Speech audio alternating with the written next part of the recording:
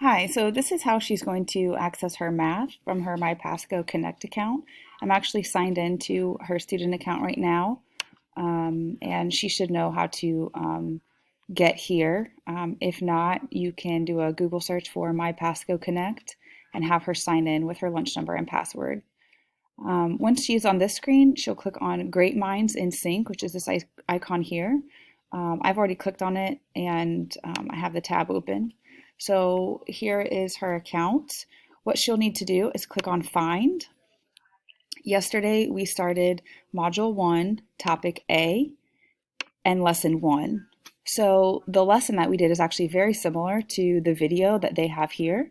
So if she clicks on this Module 1, Lesson 1 daily video, she can do the lesson and learn the same concepts that we learned yesterday.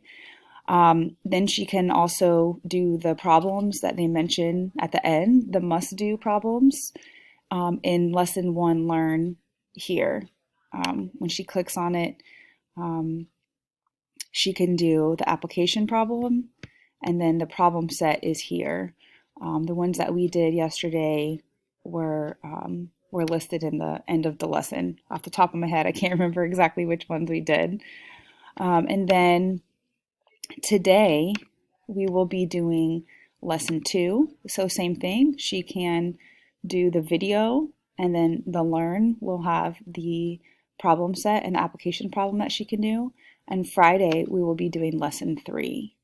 So those would be great for her to do. We are starting multiplication, which is a brand new concept for a lot of the kids. And then when she comes back, she won't be behind. If you have any questions, please let me know. Thanks.